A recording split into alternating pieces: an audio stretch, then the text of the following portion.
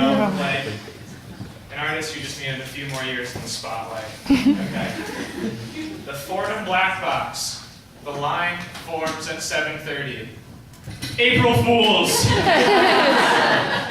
as you guys probably know, today's April Fools, and by extension, that makes our show tonight April Fools themed.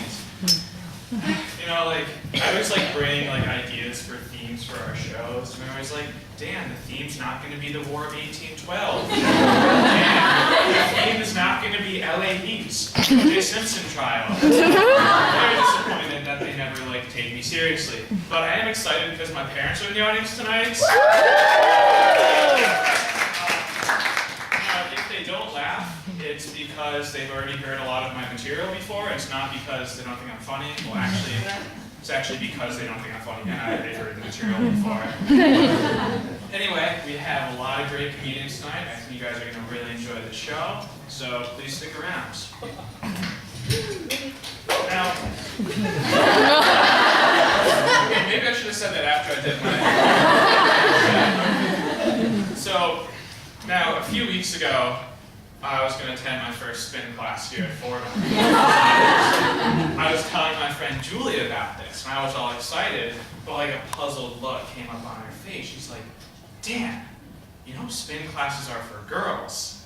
And like, I was blown back a little bit, you know? Like, whenever I used to go to like spin classes with my mom and her book club back home, they always accepted me with open arms. Anyway, I go to the spin class, and she was right. I was the only male there.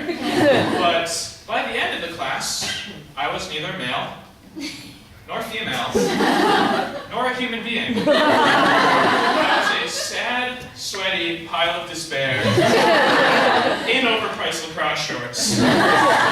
So, for those of you that have like never been to a spin class, they're intense. Like I walked in there confident as hell. I'm like, this is it. I'm finally going to stick it to that kid who in second grade didn't understand why my name was Daniel and not Fatface. By the end of that class, I did not feel confident. I felt like Fatface. So anyway, you get in there and you're always like engulfed in this like sea of beautiful, attractive people, like the people they love to put on the gym promotional material. And I'm intimidated by those people. It's not because they're attractive. It's because as they're going through the motions of that 45-minute crawl through hell, they're maintaining this like plastered on smile. I'm over here like, oh, I just want to die, I just want to die. Oh, I just love physical fitness. Now, I don't know if like they feel the pain and they enjoy it, or they just don't feel the pain at all. Either way, Becky with the $200 Adidas legging really creeps me the fuck out. So anyway, you walk in there and the instructor, who's probably named Kelly or another name where you'd be shocked if she wasn't a spin instructor, also set up the bike. And now, to prepare the seat for the arrival of your ass takes about as much time as it would to prepare an F-35 fighter pilot for takeoff. You sit down, you adjust the height, you put on the oxygen mask, you make sure the car's in the right place, you set thrusters to full max, and it's like, you're going, and suddenly you look up, and you're looking right at yourself. Because spin studios always have this wall full of mirrors. Now, whoever designed the spin studios must have been under the impression that if your body gives out and you're not there to see it happen, it didn't really happen at all. Now, watching myself, maybe my body decay over the course of that class, was a lot like watching a time lapse of the collapse of the Great Barrier Reef over the course of like 50 years. Nothing I can do about it. I felt powerless, like one of those like polar bears who's like slowly watching his ice cap melt, but has no recourse to stop it. All he can do is kind of like kick back with a nice ice cold Coke and a side of dead baby seal. Anyway, you know, I never really feared my own death, but there was a brief moment during that class where I thought my body would cease existing to the soundtrack of 3 straight mediocre Ariana Grande songs. You guys didn't see me when I left the class, but you don't have to. You can just picture someone who's returning from a simultaneous deployment to Vietnam and their shift as the Chuck E. Cheese mascot.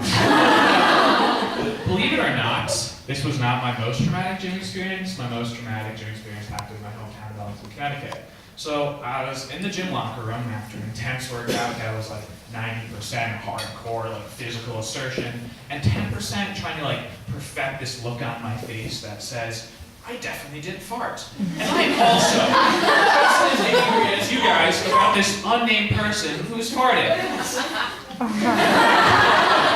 Anyway, I'm just sitting there, and suddenly I started a conversation with one of my neighbors. He was a 65-year-old male, great guy. But he was wearing the same thing that every male over the age of 60 wears at the gym, which is to say nothing aside from a lot of misplaced confidence. So anyway, we began to chat, me trying to keep my glare up, but suddenly I hear a call. Hey Dan, lo and behold, it was my 65-year-old substitute teacher from high school.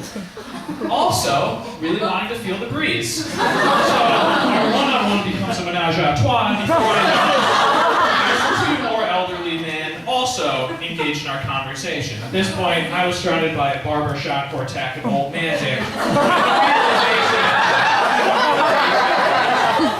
That maybe I should have stayed at home. Anyway, next up, we have a lot of good comedians. I'd like to welcome Aaron to the stage.